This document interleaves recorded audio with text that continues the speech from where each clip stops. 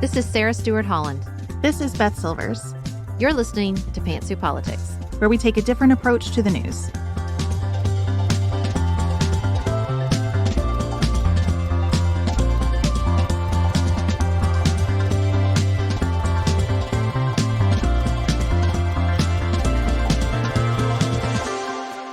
Thank you so much for joining us today. We were honored last week to spend some time with Representative Mickie Sherrill.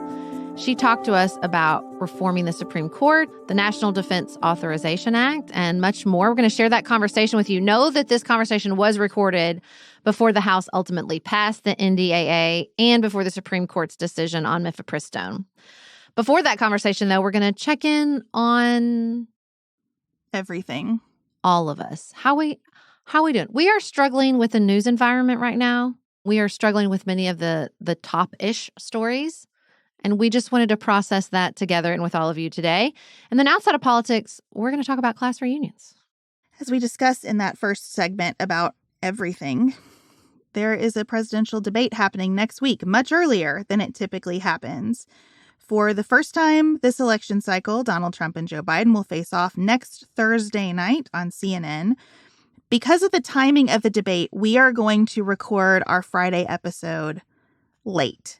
We are going to wait, instead of giving you something about something else, we're going to wait and release that episode later than we typically do. And thanks very much to our entire team for being willing to work off schedule to make that happen. So when you don't see an episode first thing Friday morning, please know that it is coming to you just later in the day. We also wanted to be able to hang out with you in real time during that debate. So we're going to have 2 group threads going that you can join. I will be in our Substack chat. Because Substack has a chat, Beth. Did you know that? I did. That's exciting. So I will be on the Substack chat, and that's for everybody who's subscribed to our newsletter. Beth will be in the chat on Patreon, because all these platforms have chats. Now, do we wish there was one chat? Of course we do. But it is technologically easier to split us up in this way. It's going to be super fun. Pick your platform, pick your poison. We will be there. You can find details about how to join either of those chats in the show notes of this episode. And don't worry, we're going to talk about this again. We got a little time before the debate. But up next, we're going to talk about the vibe.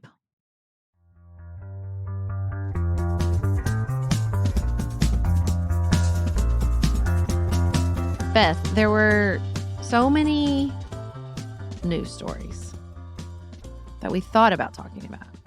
There are Supreme Court decisions. There was the Hunter Biden verdict. I went to Los Angeles this weekend and hung out with President Biden and President Obama, which was fun. But it just felt like overall, one story isn't really bubbling to the surface. The way that we are talking about all the stories is so disjointed. The only word I can think of is disequilibrium. That's what it feels like to me. And I can't decide if it's the stories, if it's us, if it's the news environment, but I was relieved to hear from you that you also feel this disequilibrium. Absolutely.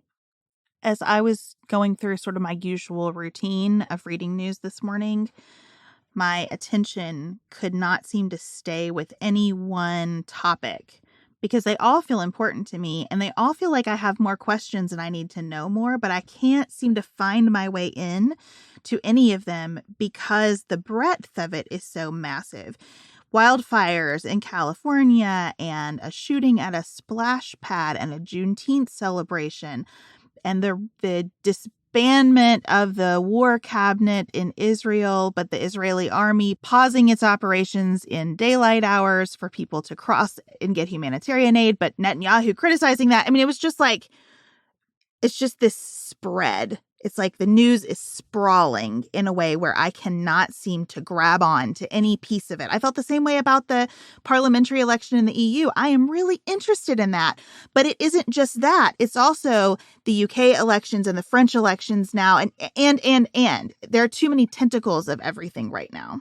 Yeah, and I feel like it has to do with the news environment because when I feel like I have the best grasp on it is when I sit down with my print editions. Like last week, I was 2 New York Times Sunday print editions behind. I had like 4 issues of The Economist, and I sat down and I just read it all, and I'm like, okay, now I have a handle on things. I feel like I got in-depth coverage, but also sort of a macro level on Ukraine and Russia. I felt like I understood some of the components of the Indian elections and of what's going on in Israel. And when I can sit down like that, I feel so much more firmly planted in what's happening and understanding what's happening. But I mean, that is a increasingly unique experience. I think this sense that there is not one news narrative, even at the event in Los Angeles I was at with President Obama and President Biden, like they both talked about that. President Biden brought up, like, I'm not even mad at the media, but this environment is broken. People can go to a source repeatedly. That's like their source, and it could be lying all the time.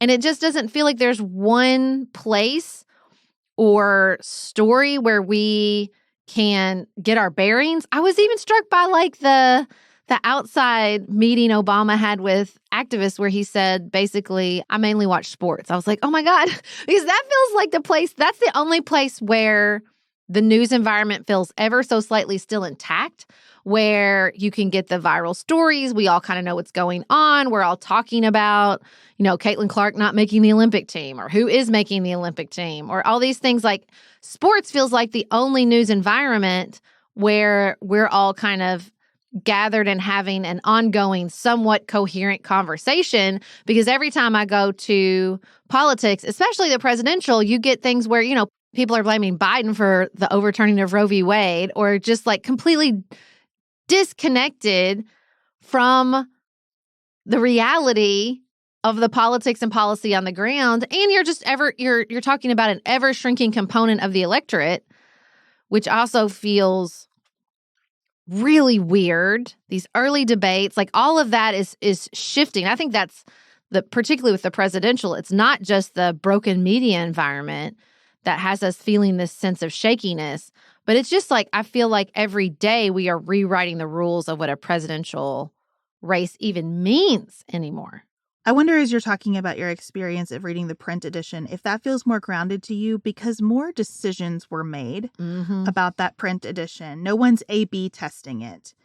They're not moving things around. I just notice with a lot of news sites, if I check them a few times throughout the day, you can see how things are being shuffled to follow readers' attention, to try to get more clicks or engagement here. And it does seem that an aspect of decision-making has been taken from editors because of the way the 24-hour internet news side works.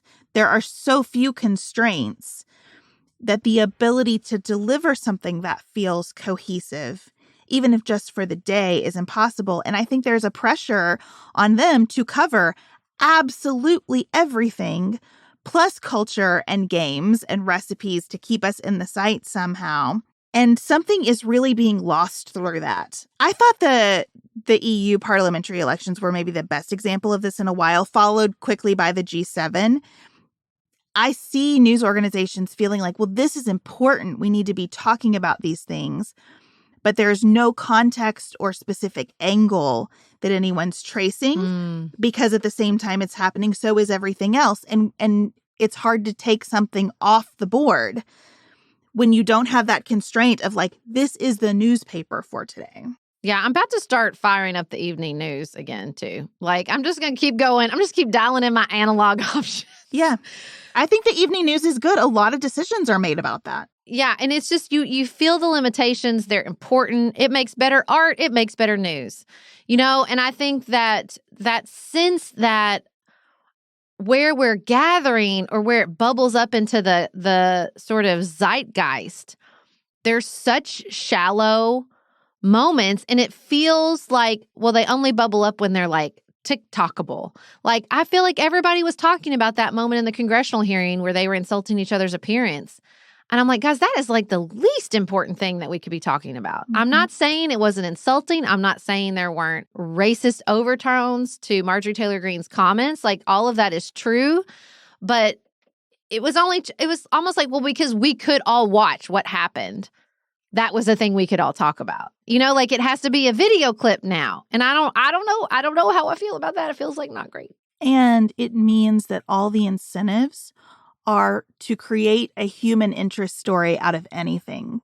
Mm-hmm. And a lot of what's really important is not best conveyed as a human interest story. The story in France right now is not Macron is in trouble. What is underneath the voting that happened for the parliament? Why is the far right on the rise in France? But you can't tell that as engagingly or as quickly as Macron is in trouble. And I just feel like the TikTokification, social media side, economic realities of media right now demand that everything be written like an Us Weekly, no matter how thorny or complex or serious the story is. The other thing that has really been in the background of all my thoughts, and I feel like now that I've seen The Matrix, I see The Matrix everywhere, is this sense of it's not just the media, but that human interest story, that perspective to me is really about the way we've sunk our claws into identity politics and the way that everything has to be formulated as oppressee, correct angle, ethical angle, moral angle, oppressor, evil, bad, unethical, terrible model. And you can just feel and sense the way everything is getting forced through that binary, and what gets lost, and the way people can't or have lost the ability to just debate ideas. Like, what's the idea that we're arguing about here instead of the identity? To the European Parliament, I was listening to Jerusalem Dempsey's new podcast, Good on Paper. She's coming on the show to talk with us about housing policy next week. I cannot wait. She did an episode on immigration, and they had this incredibly helpful conversation, her and the expert, about European immigration and how, for the most part, people who immigrate to English-speaking countries, the UK, the United States, are more highly educated, and by the time their children are adults, they are better off than their parents. The first generation born in the country does better than the immigrant parents. That is not true for mainland Europe. For the most part, the people who immigrate inside France and Germany are less well educated. It makes sense when someone says that to you. You're like, oh, that was staring me in the face. Because someone who's more highly educated perhaps is also educated in this global language of English, right? Have probably taken a course or two. So they're going to go somewhere they can use at least a little bit of that language training, right? That the people that, however, immigrate to mainland Europe, less likely to speak English, and their children are less likely to be more well off than they are. So they are not assimilating, they are not thriving and flourishing.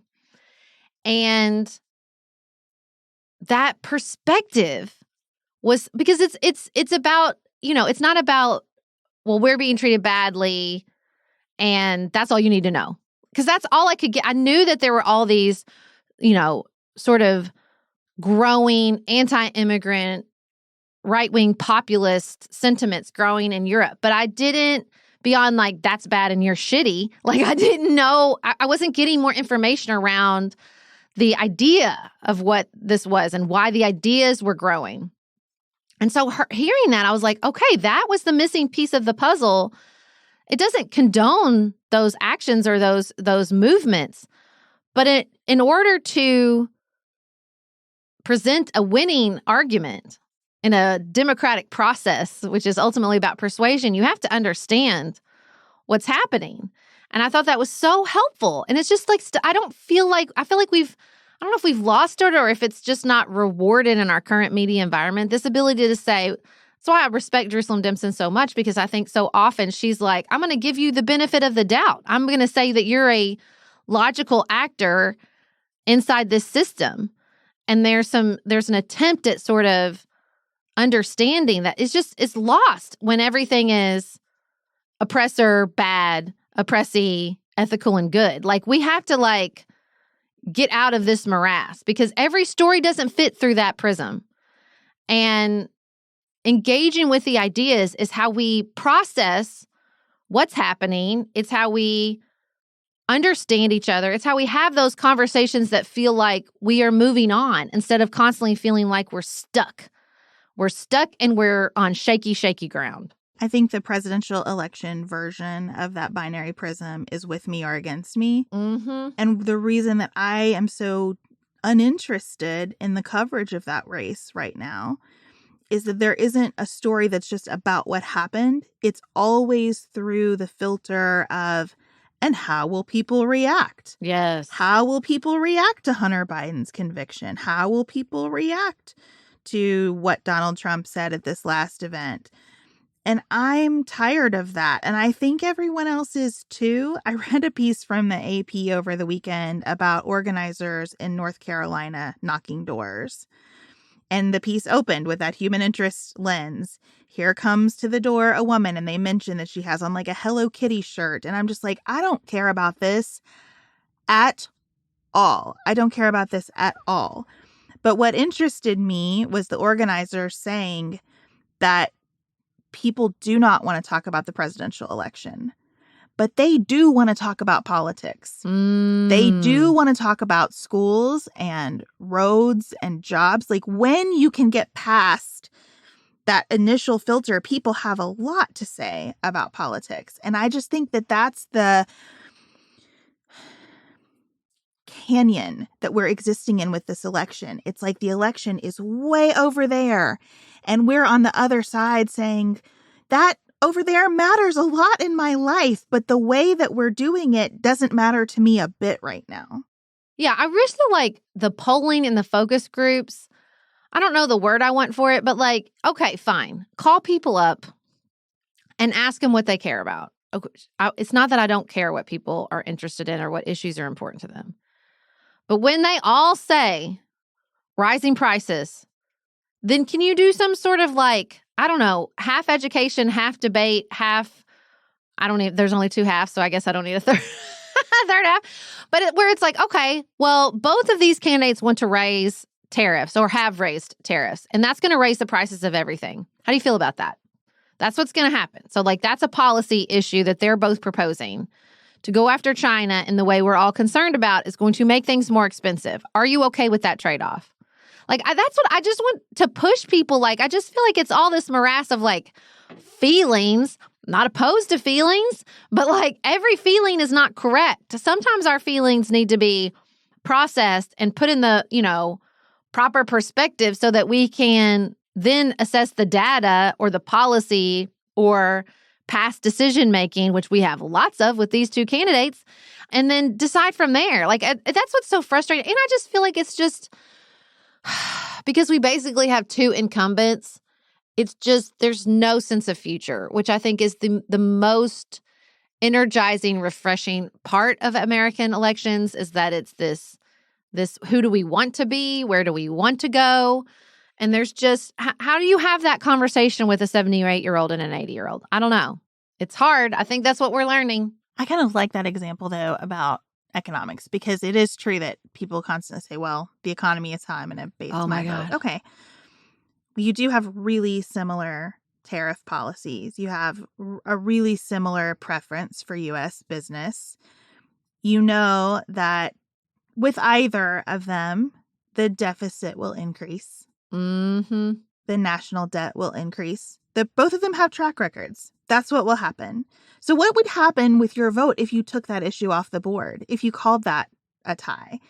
Does that get us to a new conversation? Now, I don't really believe that their management of the economy would be equal. Yeah, seriously. But taking people seriously and meeting them with where they are and speaking at that level of like, I'm worried about rising prices. I do think that prices are probably going to continue to rise some amount, no matter who's the president. And we want that. We don't want deflation. That would be terrible. I know nobody wants to hear that either. But like so what if you took that issue off the board? What would that mean? I just am desperate to find something new in this election, and that is hard. And, I'm saying like it's all emotion, but maybe that's what I'm naming because that's all economics is. I'm increasingly convinced that it's just a feelings. Feels like it's numbers, but it's not. It's feelings. And so this emphasis in the face of recovering from a pandemic, in the face of all these institutional earthquakes, from public schools to healthcare to these demographic changes, like these massive things, everybody just goes back to prices, prices, prices, prices, prices. So what is that? You know, I thought that Ezra Klein's conversation with Annie Lowry, his wife, on his podcast about like, it's the cost of education, the cost of housing, and the cost of healthcare. It's really not the prices at the pump. It's not really the prices of food. It's these things that for decades have just become increasingly out of reach for people. That is this undercurrent. And we can, because it bubbles up in a way that people want to name prices that even the president has so little control over. It's like we can't get at it. It just feels like we are bumping along on the surface and never diving down into what is really going on, because both strategies is just he's worse. We can't go down. And look, I agree with Joe Biden. I do believe that Donald Trump is worse. But man, does this make just a terrible campaign electoral environment, because we can't get past. I mean, I've said this before, like, I hope this is sort of like our rock bottom of partisan politics, and it feels like America's like, I don't want to do this anymore. I don't want to participate. When Barack freaking Obama is saying, I watch sports, I don't know, it really caught me off guard. I do wonder if maybe this is the avoidance election. Yeah. That two incumbents is America's way of saying, I just am not up for it. and maybe that's fair after COVID. There was so much disruption, so much loss, so much like staring at yourself thinking, who am I in this world and what does any of this mean? Being angry at how other people were responding to it. Maybe it makes sense that we're like, nah, I don't really want to have an election this time. And so this is a way of not really having an election. You'd need a lot fewer people when both candidates have basically 100% name ID. Yeah. You need a lot less energy. And then still, that energy is there and the money is there. So it's in our faces all the time. And that's not what we want. We want to avoid it. And honestly, that's what the news environment is doing to me. I love news. But when I have in the morning 30 stories, all of which are pretty complicated, scattered out across sources, I feel permission to avoid. Because I think, well, nothing is that big, or everybody would be covering it in a fair amount of depth. Yeah. To your point of coming out of the pandemic, you know, I was in Los Angeles this weekend, and Nicholas and I were talking about all these like media earthquakes. You have people canceling arena shows, and you have our industry undergoing this massive change. And they're like, is the movies over? People never coming back. Is all TV mid? Like, you know, it's just, and these like earthquakes at the Washington Post with their editor. And we're having all these conversations about how to pay for news.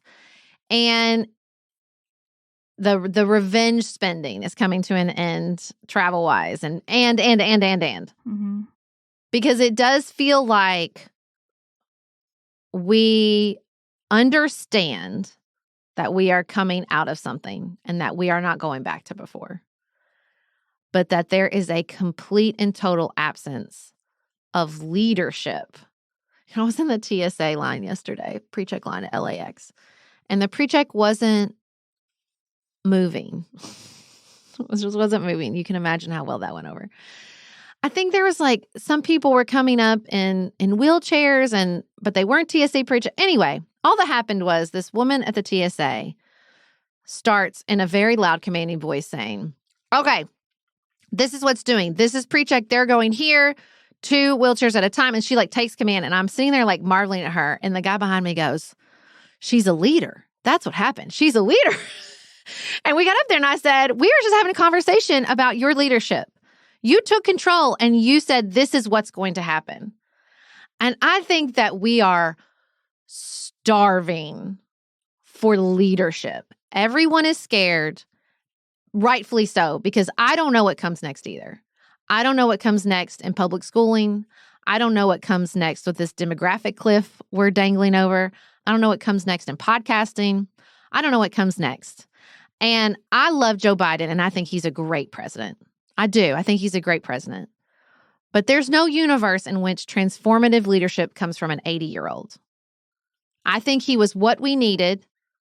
And I think that he, of the two choices, is definitely what we need to get through this transformation. But I think we're all suspended because we know it's time to transform into something new. And look, to not just bust on Joe Biden, I don't see that leadership anywhere. I don't see that leadership in media. I don't see anybody in media doing anything except the safe bet. I don't see that leadership in public schooling. I don't see that leadership because I think it's scary to be that kind of leader and say, I can't see exactly what's coming next, but it's time we moved forward into it. And I think that's why I feel this sense of like suspension. And that's why, to Emmanuel Macron's eternal credit, actually, I will take back what I just said. I do see that leadership from him. I do see that like sense of we're going. We're going to go. We're going to do this now. We're not going to sit around and wait till it feels safer. We're going to do this now. We're going to deal with what's in front of us right now and decide what's going to come next. He did it with the pensions, too. Exactly. People didn't like it, but he said it's time to address our fiscal house. So I'm going to do the unpopular thing, and the chips will fall. And I do respect that. Mm-hmm. And I do think that some of what you're identifying is why people like Donald Trump. I don't see that leadership in him. I don't think what he's doing is real leadership, but some people do. And I think that's where that comes from. I'll tell you what I reject as leadership into this new phase is the idea that data will get us there. Because that's the attempt that I see to navigate this transition. The people who say they have answers are the people who can aggregate the most data. And I reject that. I watched a CNN clip this morning about this organization, people trying to do good work. I'm not criticizing them. But it gave me like goosebumps down my body thinking about where our society is, because this organization tries to spread the Catholic faith. And they created an AI priest called Father Justin to answer people's questions about the faith. Okay, and it's glitchy right now, as all these technologies are. So Father Justin ends up telling someone that it'd be fine to be baptized in Gatorade. Now, I personally don't have a problem with that. It sounds gross. But like, as a matter of faith, that's fine with me, but it's not with most practicing Catholics. No. And so, you know, they jumped on that and they fixed it. The journalist asked him a question about abortion. He gave what the person said was like a pitch perfect answer, exactly what they wanted him to do. Then people started getting upset that he was being called father, because a priest should be something more than a collection of data that spits things back out. So they removed that because he was like taking confessions from people and stuff. Anyway, again, I'm not trying to disparage the people who said, let me see how technology can help do something in the world that I think is good and important. This is not a critique of them. But my critique is reserved for the people who say they are our leaders through this transition, who just keep telling us that the answer is in aggregating all of our bullshit. I'm sorry. That's all they're doing. Yes. All of humanity's often worst that comes through online, combined with some of our best art without people's permission, combined with a whole bunch of just mundane nonsense. And that if you can read into that enough and distill it enough, that's what's going to get us through. And I do not believe that. No, and I totally agree. That's what I say about artists. You know, I love Brandi Carlile. I love Brandi Carlile. And if AI could create like another, fun rock out, hold out your hand, would I listen to it? Probably. But my favorite Brandi Carlile song is Party of One, which is completely unique from her other work. It's very different. She went somewhere new. AI Brandi Carlile's not going to go anywhere new. AI leadership is not going to go anywhere new because it's just built on what we've done before. It's just a conglomeration and aggregation of everything we've ever said before. And that's not interesting, but it's like, why would I just, every time I get on there, I'm like, why would I have just gone to the original source? I don't want a summary of Don Quixote. I want to struggle through Don Quixote itself. Like, summary is not knowledge. Summary is not wisdom. It's just summary.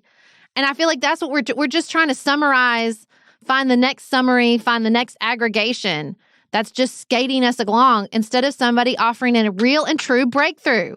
It's funny that you bring up Brandi Carlile because I was just in here thinking about how we saw Sarah McLachlan on Friday night. Her album, Fumbling Toward Ecstasy, turns 30 this year, which is rude, but it is a fact. She's so great live because her songs are so familiar to me that there is that comfort of, I know this. But she does enough change live that you're like, ooh, I know this, but listen to that. She went up there instead of down, or whatever. And she told stories, and the best parts were when she was saying things that you could tell she had not planned. She was telling us about taking prednisone, and you could almost see her starting to say that and then being like, why did I just talk about that? These people don't care about my prednisone. But it was the real humanness of her on stage. That's why you go to a concert instead of just listening to the album again. You could commemorate that anniversary with what you already have, but you go in search of that something a little bit new to add to it, or something that deepens it or gives it more texture. And I want that from a politician so badly right now. Not even one politician, a political party, a political movement. I am told constantly, well, this activist group has it, or this group, or look at these young people. The young people have got it. I'm sorry. I don't see anywhere something that seems to be getting more layered instead of more flattened out. Because when you follow the data, or you do what will go viral, or you are always just going for the American Idol version of choosing a path in politics, you are going to distill instead of enrich. And that's what I want, the enrichment. I'm using my hands as though this were a visual podcast, and I apologize about that. I want layers. I will say, I know a place I see that. Alexandria Ocasio-Cortez. I know I listed that video of her at the Congressional as a problem, but I don't really think that was about her. But she is getting layered. She is getting smarter. Can you imagine if she was the candidate right now? The conversations we would be having, the excitement, the feeling of we're going somewhere new. Oh my God. Huh. Would we let her have it though? Because I think the same thing is true of Vice President Harris, and we don't let her have it. Well, it's because I have a theory about this. And I think I've said this before, but I've thought a lot about it, and I still feel like I'm right. Primaries do not belong in direct democracy. I'm sorry. It was a bad idea we had. It was a bad idea with the McGovern-Fraser Commission to put all this back into direct elections. It becomes a beauty contest. Now, I had a great interview, y'all will hear soon, with James Traub of the Hubert Humphrey biography I won't stop talking about. And he made a good point. He's like, man, without those changes, would we ever have gotten a Jimmy Carter? Would we ever have gotten a Barack Obama? Probably not. Probably not. But I just think so much is lost. And I think if you could get a Kamala, you could get an AOC. Now, I understand the problem with the smoke-filled room is that they left women and people of color out. I am a student of history. I do get the problems there. But I just think we're so far, not that we've reached perfect representation, but we have a lot of people in both parties with diverse identities with a lot of power. And I think that those people now see the path forward for candidates. I say, would we have ever gotten Barack Obama? But I think we maybe would have. I mean, let's not forget that it was Harry Reid telling Barack Obama, this is it, go for it. And he would have been in one of those smoke-filled rooms saying, I don't know, I think it might be Barack. So I don't know. I just think that when we're in a primary situation where it's going to be name recognition, where it's we don't have local news environments, where it's so spread out. I don't think it served us. I don't think it served the Republican Party. I don't think it served the Democratic Party. I feel like if we can't get to this election, this avoidance election, and say something needs to change in the primary process, God, I hope people are having that conversation. This is not working.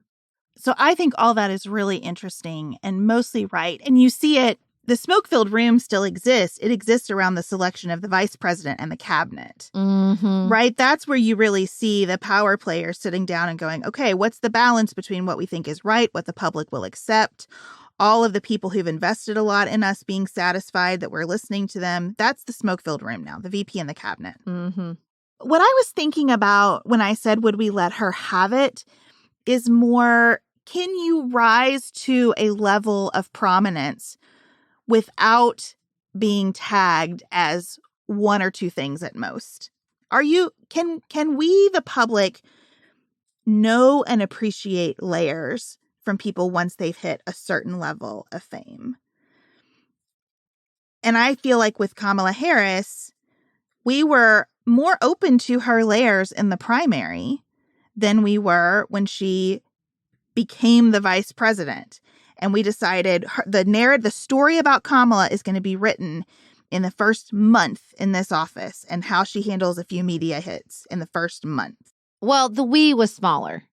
The we in the primary that was handling, seeing, processing Kamala was just a smaller group. And that's sort of the other problem with the primary. It's such a tiny percentage of the electorate. Like, maybe direct elections would work if everybody was participating in the primary, but they're not. Right. Or maybe if it was like just a national primary. We spent, 3 months getting to know everybody. There were these national debates. We all knew that on this day, everybody's voting in the primary. That might be an evolution that I would agree to. I think that might work because we have this national media environment. And I think that's just the problem right now. It's just, I keep coming back to, I just think the media environment's real broken. It's just really broken right now. And it's so hard to have a sustained conversation about anything in this country, to have a sort of shared experience where we are processing and not that we process it the same, but that we can at least hear the different perspectives about what just happened in some sort of coherent manner. And I don't think it's the end of the world. I think there have been other moments in American history where our media environments were siloed and broken and messed up.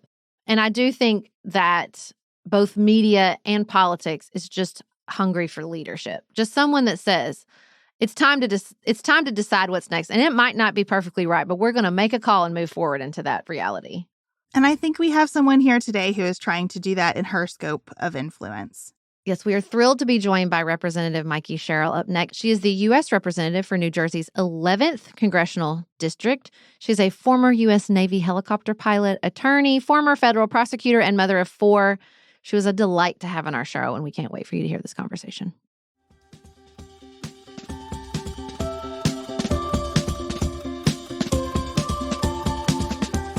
Representative Sherrill, thank you so much for joining us on Fancy Politics. I would love to start by talking with you about your committee service. I know you're on the House Armed Services Committee, and it's a busy time for that committee. So tell us about what that experience has been like during your tenure in Congress and what we should be keeping our eye on this year. Sure.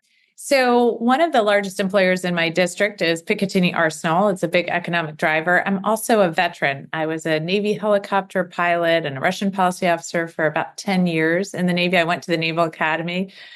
So obviously, when I got to Congress, one of the committees I really wanted to serve on was the House Armed Services Committee. And it has been wonderful. It's one of the more bipartisan committees we have in the House. So it's a committee where you really can get a lot accomplished. I think it's largely my work through the National Defense Authorization Act that has allowed me to be the most effective New Jersey legislator. The National Defense Authorization Act accounts for about half of our nation's budget, and we have to pass it every year. So as you hear of all the legislation that we're attempting to pass, and it's so difficult, it is the Defense Act that we have to pass, and we have to figure out ways to come together. So right now, we have passed the Defense Act through committee, meaning that the committee has put together a defense bill and we were able to pass it out of committee. And we worked very hard to keep it largely bipartisan and focused on defense and on our soldiers and sailors. And we had some great success with getting better pay for some of our most junior soldiers and sailors. We really worked hard to get support in for childcare, which, as you can imagine, for all of us, childcare is such a struggle. But believe me, when you are being deployed, when one spouse is being deployed and you're trying to figure that out, it's really critical for the readiness in our armed forces. And then we also added for families this certification plan so that spouses of our service members, as they go from one duty station to the next, can keep their accreditation, which has been so hard for so many spouses to stay employed as they go from one place to another. So that's been really important. We passed this out. It was great. And of course, now we arrive to this week where we are seeing, unfortunately, a lot of the culture war amendments being populated into the National Defense Authorization Act. So even though it's almost unanimous out of committee, we're seeing some pretty bad signs in some of the amendments that Republicans are pushing into the bill right now. What do you make of that? You know, I'm 42, and for so many years, I guess there was a certain amount of very high level disagreement about pieces of our military and the different branches and maybe even spending. But it was still this area like of agreement, that this area of, I think because it felt more reflective of ideas and values than it did even policy. Like there was just this underlying foundation upon which everything was built. And that does seem to have shifted. That you do find this area of policy, you know, particularly with abortion rights, becoming this battleground in ways I just don't ever remember it being like that before. What do you make of that? You know, I think there are several reasons for that. And of course, the largest reason, especially when we're talking about women's reproductive health, is because Trump orchestrated the court that overturned Roe. So while you had certain statutes maybe on the book, things that we would call trigger laws that would be triggered if Roe was overturned, Roe provided that basic level of protection to all of us. So whether you were stationed in Corpus Christi, Texas, or Norfolk, Virginia, or Pensacola, Florida, all duty stations I served in, you knew that you had those base level of protections that would apply anywhere you served. Unfortunately, now we have women who are being sent to places like Corpus Christi, Texas, and Pensacola, Florida, where we are seeing a rollback of all those protections to the point where now in Texas, they have some of the worst reproductive health in the nation. It happened really quickly. So when I hear from women in New Jersey who have, our legislature acted incredibly quickly to protect the rights of women in New Jersey, I'll speak to women, and I spoke to one woman who was pregnant, and she said, my company's headquarters is in Texas, and while I'm pregnant, I refuse to go down there. I spoke to another woman who was pregnant and telling me, I just had to go on a business trip to Arizona. It was really scary. I was scared to death that something might happen. I've spoken to women in law school who are about to graduate who've said, I'm only going to take jobs in certain cities in this nation because I might decide to start a family in the next several years. And I want to make sure I have good health care. Well, our service members can't do that. You know, when I was told your next duty station is Pensacola, Florida, or your next duty station is Corpus Christi, Texas, I couldn't say, I can't serve there. I'm really concerned about the reproductive health care there. So that is something that we've moved to address. So I put forth amendments. I put forth some very basic amendments. Some were simply, if you are changing duty stations, then you will receive training or information on what services, what reproductive health services you can expect in that state. What are the laws in that state now that the Supreme Court has thrown all of this back on the states and there are no baseline protections? And what can you expect on the base? Because the base is governed by federal laws that are different. It's Title 10. The base is governed by Title 10. And the Republicans blocked that from being considered.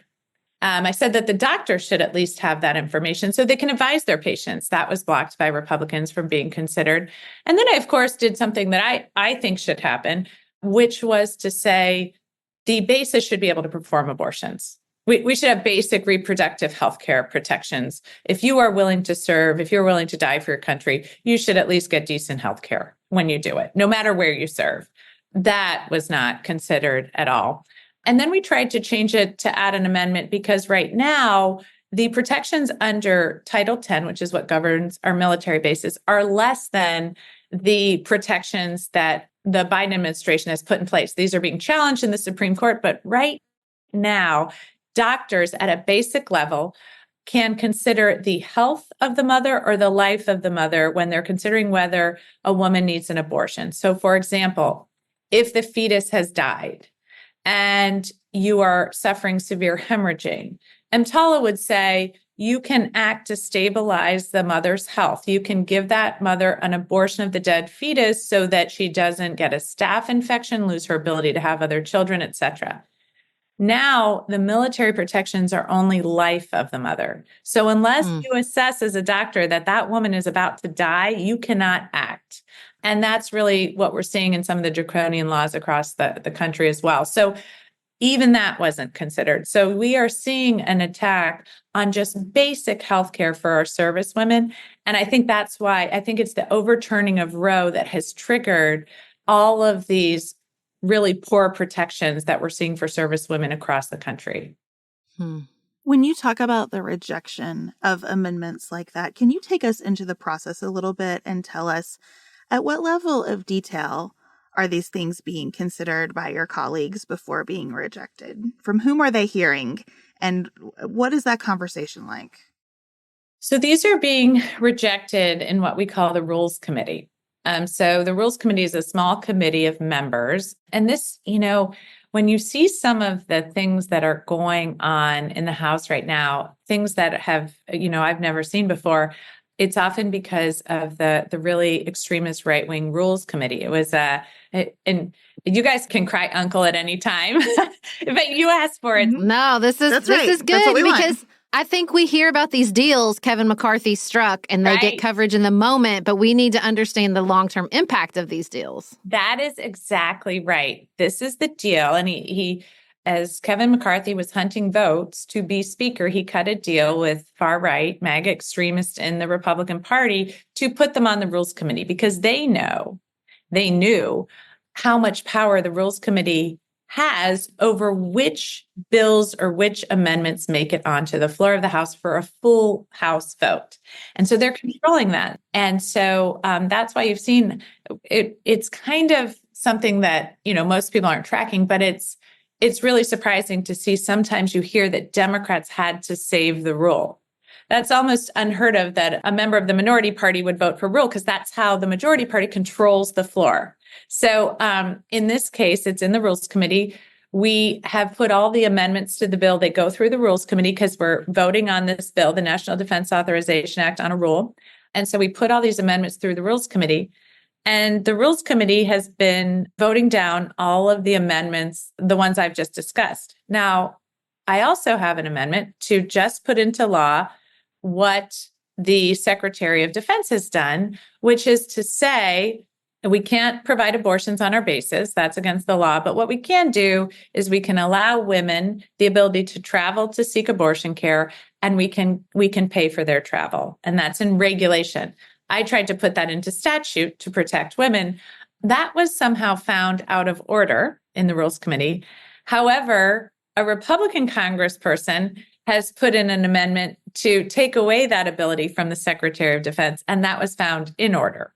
So it's become this really partisan process to strip out all of these types of amendments that would really, I think, support our service women, but allow for the amendments that would really attack service women. And it doesn't stop. This is another issue that's been coming up in our House Armed Services Committee that greatly concerns me. It doesn't stop with reproductive health care, the attacks on women. So I'll just let you know quickly, 30 years ago, when I was graduating from the Naval Academy, the combat exclusion laws were lifted, meaning that before those combat exclusion laws were lifted, many women served in the general unrestricted line community. That acronym was GIRL. That's what women were serving in, largely because they were restricted from these combat positions. And so they could serve on oilers, but they couldn't serve on destroyers. It was all support positions. And so you can imagine that if that is the case in our military, you are a second-class citizen. You are not going to be considered a real leader in the military. And so we overturned those rules 30 years ago. And I directly trace that to having the type of career in the military that would lead to myself and my former colleague, Elaine Luria, being the first two women from the Naval Academy to enter into the House of Representatives. It's because of those changes that we now have the first woman who was the commanding officer of an aircraft carrier. She graduated with me in my class. The first woman who's the chief of naval operations, and now the first woman on the Joint Chiefs of Staff. The first woman who is the superintendent of the Naval Academy. None of this would have been possible if we had not overturned those combat restrictions 30 years ago. And I am telling you, now I am sitting there hearing of Republican attempts to walk that back. It's really something I have not seen. And their attempts to really force women out of combat roles right now is another attack on so many of the things like Roe that many of us thought were settled law. We thought we were just going to continue to move forward. And the really frustrating part about this is these attacks on women's service are really coming at a time when we need to make sure that we are getting our recruitment numbers up. We have an all volunteer force. So unless we want to go back to a draft, we simply can't run our volunteer military without the support of women. We can't do some of the missions now when you go fight in the Middle East and you want to get intelligence, for example, from women. They are not going to speak to a male member of our armed forces. It was the Lioness Squad that got a lot of intelligence information on weapons caches, et cetera. So these are critical positions that women really have to be a part of if we are going to be the most effective fighting force, if we are going to recruit, if we are going to support our national security. And the attacks on women in combat positions is also quite concerning to me. What that speaks to me is that, we thought we were having a fight about policy. And really what we're having a fight, debate, conversation about is a worldview about women's place in not just the military, but the United States government and leadership in our society. And I don't think that very conservative worldview is just present in Congress. I think it's present on the Supreme Court, as we have this new recording of Justice Alito saying, that we're in this godly fight for America, saying the quiet parts out loud that he is in fact not a neutral referee, but something much different. And I know that you have done some work on Supreme Court reform. So with this, another wave of reporting, I don't know how much more we need to learn about, in particular, this justice or the conservative justices and how they see their role in the Supreme Court before we're ready to do something. But talk to us a little bit about that, because I think they're part and parcel together. You guys are asking such great questions, and I'm trying to limit myself to keep answering. Hey, this is not cable TV. You can talk as long as you want. That's right. Oh, we're in charge here. A member of Congress, never. But as we go through these troubling times, these difficult times, it does remind me again and again how impressive our founding fathers were with so many of the things that they thought of and that they did that didn't resonate with me or I didn't think too much about. Now, as we're facing these difficult times, I think, wow, that's why they did that. That's really helpful. I wish we could all get back to that. And I think one of the really scary things that we see going on is this sort of Christian nationalism, because with that comes a worldview of a woman's place, which is second class, quite frankly, in many, many cases. And we see that in so many ways. And it is one, I think, of the many reasons that the founding fathers wanted that separation of church and state. And we see this really ahistoric view coming from the far right about the role of religion within our government. And this rewriting of the founding fathers. I've seen these speeches on how religious our founding fathers were, and yet that doesn't actually comport with the facts. Some of them were deist or agnostic, and really believed that was separate and should be separate from our government, that we didn't have a state religion. And I think that's really, really important because we have such a multicultural country. We have people from all different backgrounds. It makes us stronger and more resilient and better at what we do, the most innovative country on earth. And yet we have those who I think would like to walk some of that back and in a really dangerous way. And you're exactly right. I think Alito has that worldview. And I think we see his belief as he sort of seems to be enacting the Heritage Foundation's vision in a really dangerous way, and bringing up, for example, in the FDA mifepristone case, bringing up Comstock. And that's, when we're talking about FDA approval for mifepristone, he's trying to insert this line into the cases so he can start banning the mailing of abortion drugs, which is how many people have abortions across the country. And so you see him trying to insert some of this stuff into the cases to sort of have our Supreme Court jurisprudence comport more with his worldview, not with what our laws and statutes are. And so that's really dangerous. As we watch him, though, you have to wonder who is in his ear. Seeing the flags and seeing that he was part of the Stop the Steal group or the Christian nationalist flag, you wonder who are the people that he's listening to. And you don't have to wonder for too long, because we know what the evidence is, that Paul Singer, a large Republican donor, had him on his private plane, flying him to Alaska for a fishing trip at $1,000 a night hotel, all expenses paid. And then we realized that because of a court case that Justice Alito decided and did not recuse himself from, that Paul Singer made over $2 billion on that court decision. So we see the quid pro quo very clearly. And you start to wonder, well, then why is Justice Alito making certain decisions? Who's funding those decisions? Which donors and why? And so that's why I'm on some legislation that would give ethics training to the court, because obviously Justice Alito, Justice Thomas, and their wives desperately need some ethics training about what the rules and regulations are. And it's not just about impropriety. It's also, when you're in public service, about the appearance of impropriety. And so they need to have a refresher course on ethics very clearly, but also an independent investigatory agency that could look into this conduct and weigh in, because we have been relying on the court to police itself, and they're simply not up to the job, obviously. I'm reminded as we're having this conversation that you flipped a Republican district and have been written about extensively as one of the centrists in the House Democratic caucus. I think whenever we talk about court reform, there is sometimes like a skittishness about that from Democrats, because it can so easily be framed by Republicans as being about ideology, not about the way that the court functions. And so I'd love for you to get into the details a little bit more, especially about that independent oversight body. That seems to me to be something that anyone, regardless of their ideology, could appreciate, and something that we have for everything else in government. But I think people don't quite understand Chief Justice Roberts' role and the scope of that role, and how there isn't a boss of the Supreme Court to make sure the court is doing what it's supposed to be doing. Correct. And so when you have a lot of organizations, federal organizations, you have an independent investigatory unit. So, for example, if you're in the Navy, you have the NCIS.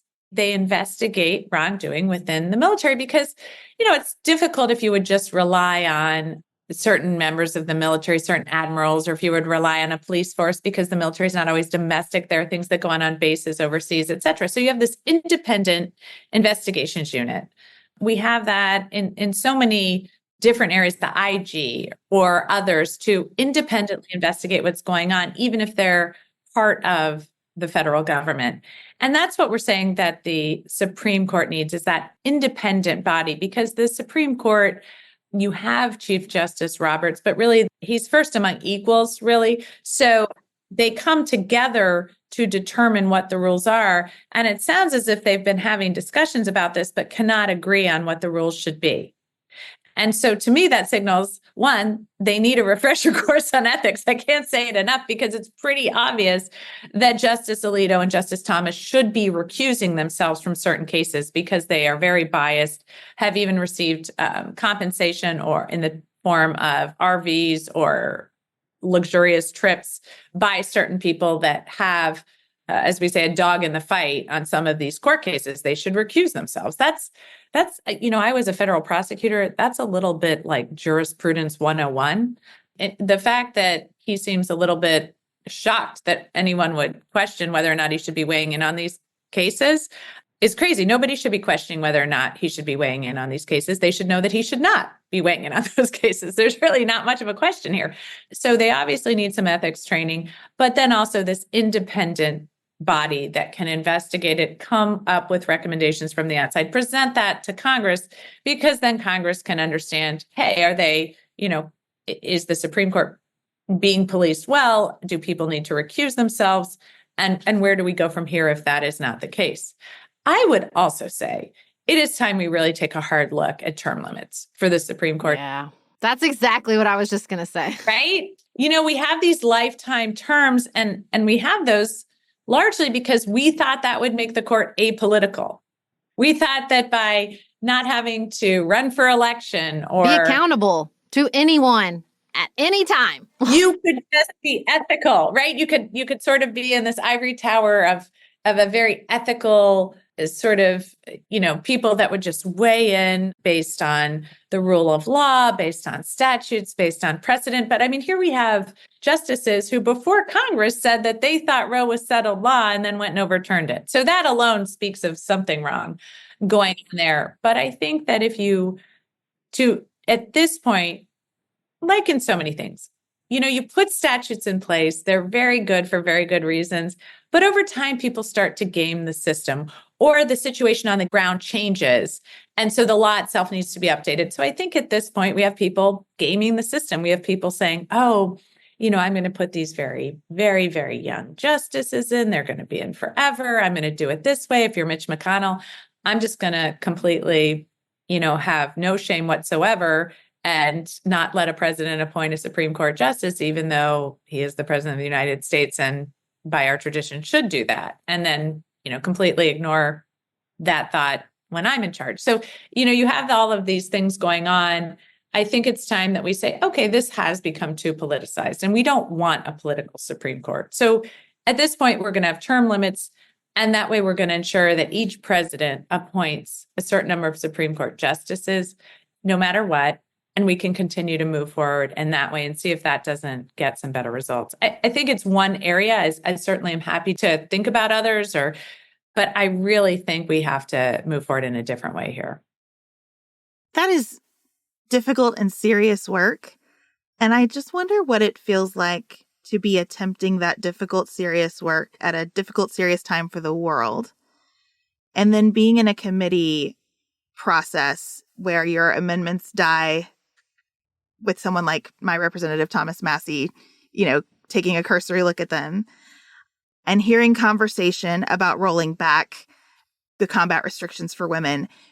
What is it like to try to be a serious legislator in the House of Representatives at this time? How are you feeling about the general body and where you might go in your next term? I think it's hard for some people to understand what some of this feels like to a woman of reproductive age, or maybe slightly past it. I think it's hard to understand what it feels like when you hear that, sure, you're fine in New Jersey, but, you probably shouldn't go live in certain states. You probably shouldn't take a job in certain states, no matter how lucrative it is. I don't think people quite understand how threatening it feels and how hard it is to understand that if there is a kind of citizenship that is 100%, you start to feel like your citizenship is bleeding down into the, low 80s at some point, right? Like that you now don't have full rights in the entire country, that you don't have full protections, and that you're in the midst of a time when there's no sense that those rights have stabilized or that they won't get worse. And that's what I'm afraid of as well, because it sounds like Republicans are in many cases trying to institute nationwide abortion bans. And then that is compounded if you have a child. So you're looking at your children and I think a lot about my daughters, but it's my sons too. What if they get married and want to move somewhere and they can't take a job because they know that their spouse's life might be in danger if she chooses to get pregnant?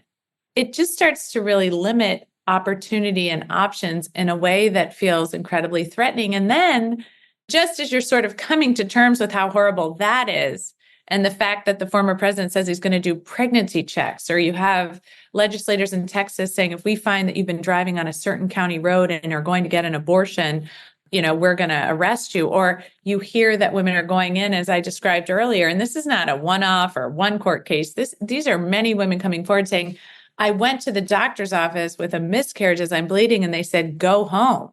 I'm bleeding. It's just hard to understand. And then as you're just trying to get your head wrapped around that and what you might do about that, then you start to see these attacks elsewhere. So you feel that it's not just an accidental outcome from Roe being overturned. It is actually a concerted effort to limit the rights of women. So to then go into the National Defense Authorization Act and try to limit the roles that women can have in our military.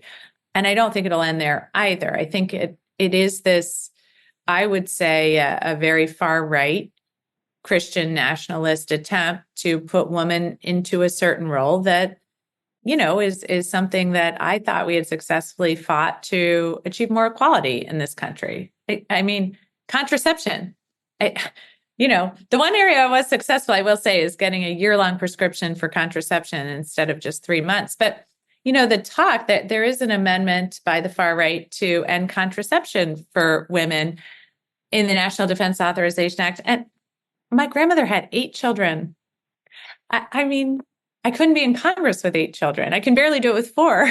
But they're just like, there's no way. I mean, just the sense that I somehow shouldn't be able to determine when and how I want to start my family, and, whether or not I want to have a career and how that might impact my kids, and all the difficulties that, man, it's hard to be a working parent right now. And so to think that you're going to then add on to it, that you're not going to have much of a choice, you're going to have to just, have as many children as, happens. It's shocking to think of all of these things, and they're coming so fast that it's like the minute we think of this horrible outcome, it happens. And it's so difficult. Well, I think the work you're doing of, it's dehumanizing this view of women. It's a, like you said repeatedly, it's not just a less than citizen, it's a less than a person.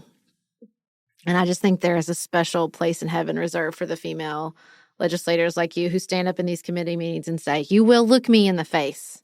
If you're going to vote it out anyway, you're not going to do it without looking me in the face and understanding that I see what you're doing and I know what it means. And I'm going to fight it every step of the way. And so just thank you. Thank you for doing that hard, important work, not only for the women of New Jersey or the women in the military, but for the women of the United States. Well, thank you both, because I think that the good news is how I think united women across the country have been, and our colleagues. I mean, I was just having a very intense discussion on the floor of the House about what we were going to do about abortion rights with Pat Ryan. So we have these fantastic colleagues, not just women, but our male colleagues who are fighting side by side with us to push back against this. And I think the good news is, one thing that frustrated me was we were fighting tooth and nail to keep these minimal protections of Roe, and they were eroding every year.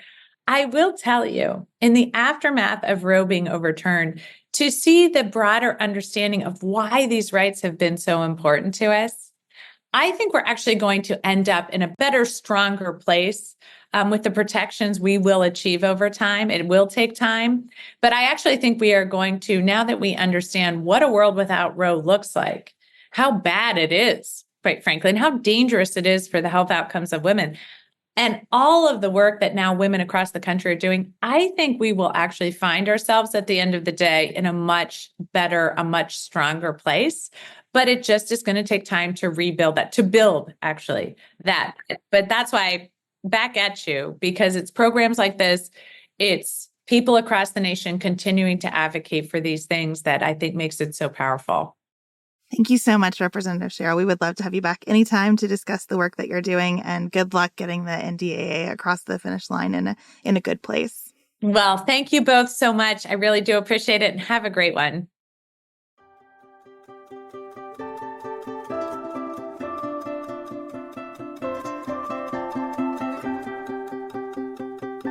Beth, summer is the time for class reunions. And this year is our 25th high school reunion. That's rude. We graduated high school 25 years ago, like a whole grown person years ago. I don't like anything about this. It's wild though, right? It's very wild. It's so hard to think about. That is the kind of number that my parents talked about when I was a kid, right? And I thought, that's so old. That's so long. And now I'm like, well, that wasn't that long ago. It happened so fast. My parents are going to their 50th high school reunion this summer. Yeah. Whee! So I woke up a few months ago and our little high school reunion committee had planned the whole entire thing. I went to bed early and somebody woke up and was like, hey, should we do this? And we're throwing it together last minute. But I have put myself in charge of contacting everyone. Last time, our 20th, we really depended on Facebook. And so many people just never heard about it. And I'm obsessed with getting in touch with every single person and getting emails, and I'm going to send an actual paper invite because we had the most amazing time at our 20th. It took me by surprise. That's how delighted I was at the experience because I think it's been so long. Everybody had just mellowed. There wasn't that undercurrent of insecurity and competition and all that fed previous reunions. Everybody was just so happy to be there together that now I'm okay, I have to find everybody and everyone must come, even though some people have been I'm not coming, but thank you. On behalf of them, I would just like to encourage you to say, okay, I understand. No, I definitely am not I'm you have to come. But I have tried to say to people hey, if you've never been to one, give it a chance or at least just think about it because it's not what you think it is. It's a totally different experience than I was expecting. And I'd been to several. I've been to almost every single one we've ever had since I moved back to Paducah. But the last one, the 20th, was just a totally different ballgame. Well, I think that is lovely that you are excited about it and giving yourself responsibilities to make it as wonderful as possible. I cannot imagine going to any class reunion. I think there are a bunch of things at work here. Okay. First of all, I just don't like a big party ever. I like small parties. I like small, intimate parties. I connect better with people one-on-one. I do not work a room well. I still, at this age, I can do it, but I still have moments where I'm how do I gracefully exit this conversation that we both are done with, but neither of us wants to just be well, that was fun. Bye. So I don't like that kind of environment. I also feel a lot of ways about high school and college. I think I feel a sense of regret about people I wished I had stayed in touch with and didn't. I think I feel some big kind of traumatic events are attached to those times of my life in ways that felt kind of lonely to me instead of communal. And so going back brings that stuff up, but there's no one to really share that with. So it just makes it feel lonely all over again to think about. And so I have truly enjoyed this year reconnecting one-on-one with some folks from high school. And I think I'm going to continue to try to do that. But the prospect of rolling into my hometown for a 25th reunion sounds real tough to me. And you've never been to one? No. Yeah. It's so interesting to me because I think the reason I'm so obsessed with reaching out to everyone, because I think it is so impactful for someone to just say, hey, we want to see you there. That sense of we remember you. You are wanted. We had a friend who, she was our basketball homecoming queen and our football homecoming queen. But she just wasn't on social media. Nobody had stayed in touch with her. I tracked her down the FBI, let me tell you. And she was communicating through her husband, who was in fact on Facebook. And she was thank you so much. It means so much that you missed me. You missed me and you wanted to see me there. I definitely get the big parties. That's not my favorite. aspect of it either. I was super skeptical of the location my friends picked last time, but I was wrong. Mea culpa. They picked the Moose Lodge, but it was like small enough. And I think the key was it felt like the places we gathered in high school. You know, like it felt like those like little dinky community centers we used to have parties at in middle school. And like we danced. And I was like telling my friend, I'm like, man, when you dance to the songs with the people you dance to the songs with, it just hits different. It's not like a wedding. It's not like those other parties you go to where like, you know, they put on Tootsie Roll and everybody gets excited. It's just wild. And, you know, I totally think it's you can capture that by like reconnecting one-on-one. But I do think there is just something really, it brings tears to my eyes. Like, I mean, high school is definitely traumatic for me too. I mean, I had a high school shooting, but there's just something so special about being in a room with people you shared that singular experience with, even people who were assholes then. Like, I don't even know how to describe it, but it felt like weirdly healing to just be together and be like, we did it. There was an aspect of what we always talk about on the show, like, I just love it here. We've all just gotten to the point, at least the people who like came to the reunion, that were just very in there.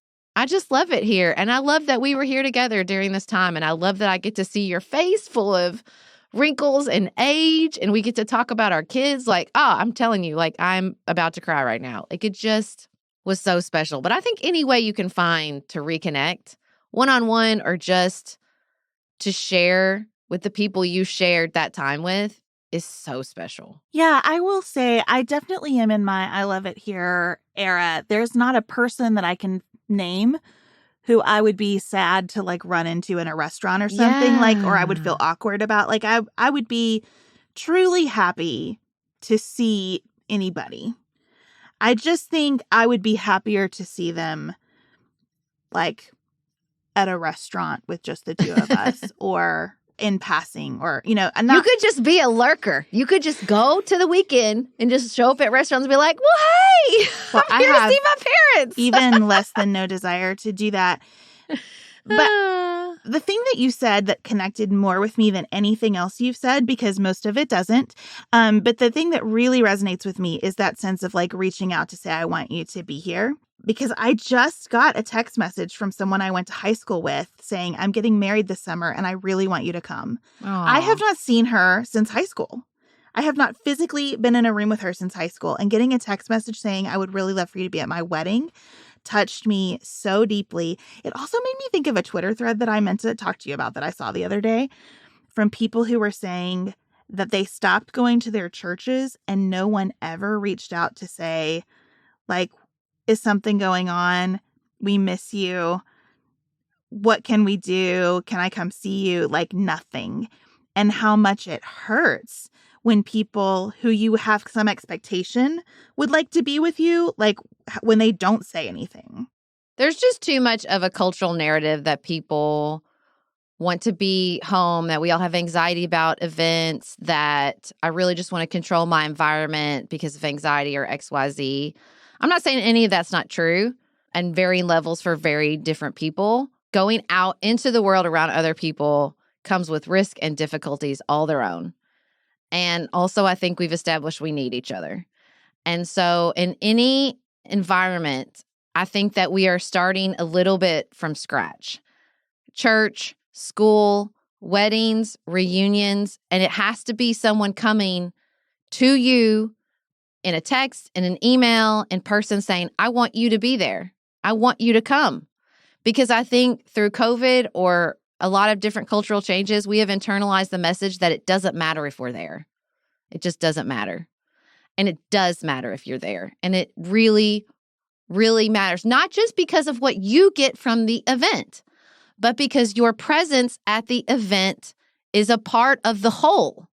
That's the thing. It's like, you know, I'm not saying everybody has to go to their class reunion or everybody has to go to church or everybody has to go to every wedding or funeral they're invited to. But we've internalized an idea that we're the consumers and that we're not consumers. We're a part of the community that is the foundation of this event. And so to just say, what do I get out of it if it's not enough, I'm not coming, ignores the other part of that your presence is a part of the whole and it matters. it really, really matters. Yeah, I think in addition to that sense that people want to avoid or control all social situations, we just operate from this baseline of we should leave each other alone, stay out of each other's business. If they want to tell me why they stopped coming, they will. Or if they, want to invite me to something, they will, but I shouldn't make the outreach. We were on vacation recently with the couple that is now like our best friends. Our kids call them our best friend family. It's like we just have gained bonus relatives because we're all so close. When they first moved here, for about a year, we were discussing this together. It felt like we were dating as friends. You know what I mean? Like inviting them to do anything felt like asking them to the prom. And making that invitation to go on vacation together the first time was scary and hard. And you just have to know that everybody is like dealing with some of that awkwardness. So it's such a gift to your community that you're willing to be the person who reaches out and says, I would love for you to be here. I don't leave people alone. I really haven't ever in my whole life. And it served me really well. I don't know if it's because I'm an only child, but I have never internalized the message, even though it has caused conflict in my own extended family, that I should leave people alone. That's not a value I have. I never have. I don't leave people alone. It's just not my way. And even, with like couple friends, I was thinking about your trip to the beach with your friends. And I just was thinking like with Nicholas and I, we've never not had couple friends. My best friend and her husband fell in love at the exact same time that Nicholas and I fell in love in college. We have always been together in this situation, like just locked up together.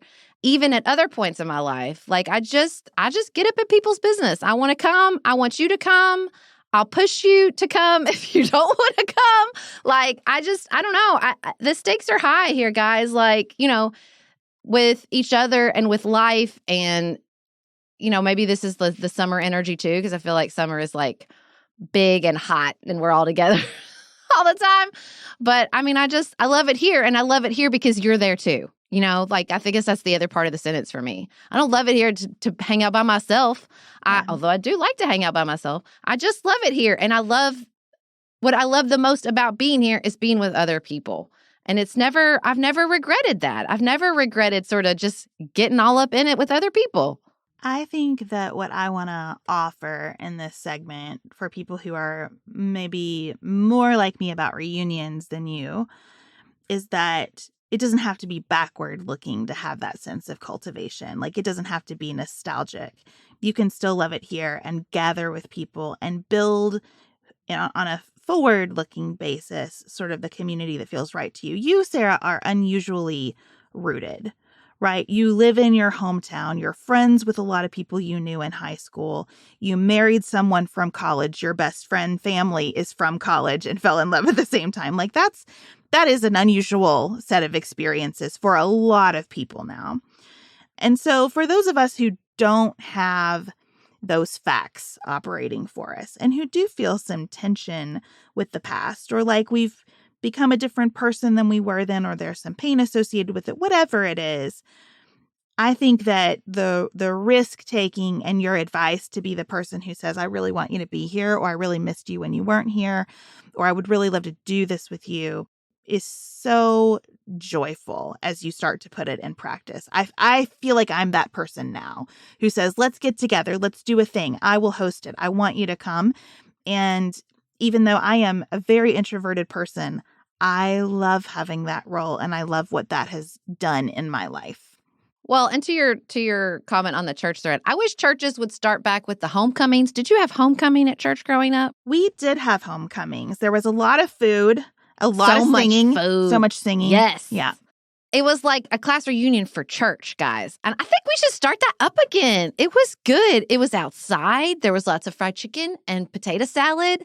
And it was just like another beautiful moment where we said, hey, remember that we used to do this together all the time? I would go back to the Baptist church I grew up at, even though I'm like mad at them half the time still. I would go back if they had a homecoming because I think it's just so special. And maybe this is just as I age, it gets more and more precious to me to see the people that compose such a huge part of my life. So just more homecomings, more reunions. And all. I don't care if it's like a yoga class, like find a reason to reunite with people. I think it's always good when it's true to have a chance to say some things just change and are over or we've moved on, but this isn't that complicated. Like I could go back to the church I grew up in and it truly wouldn't be that complicated. It would just be like, oh, I moved away, but here I am to have some chicken and cake with everybody and what a great time.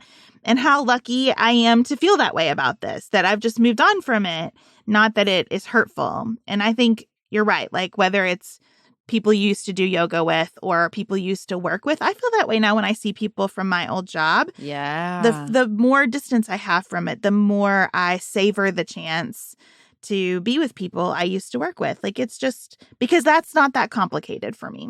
Summer reunions, guys. That's what we're doing this year. We're getting cobbler.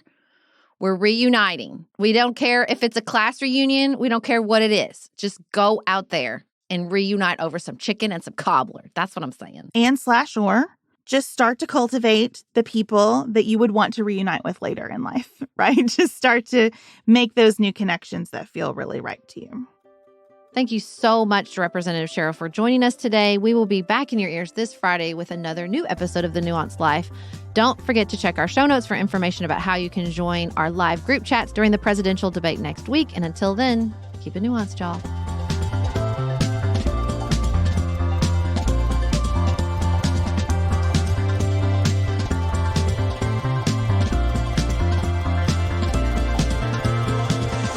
Pantsuit Politics is produced by Studio D Podcast Production. Elise Knapp is our managing director. Maggie Penton is our director of community engagement. Xander Singh is the composer of our theme music with inspiration from original work by Dante Lima. Our show is listener supported. Special thanks to our executive producers: Martha Brunitsky, Allie Edwards, Janice Elliott, Sarah Greenup, Julie Haller, Tiffany Hassler, Emily Holiday, Katie Johnson, Emily Helen Olson, Barry Kaufman, Catherine Vollmer, Lori Ladow, Lily McClure, Linda Daniel, The Hutchins, Tracy Putoff, Sarah Ralph, Jeremy Sequoia, Katie Steigers, Karen True, Annika Uvaline, Nick and Elisa Vallely, Amy Whited, Lee Shay McDonough, Morgan McHugh, Jen Ross, Sabrina Drago, Becca Dorval, Christina Quartararo, Shannon Frawley, Jessica Whitehead, Samantha Chalmers, Crystal Kemp, Megan Hart,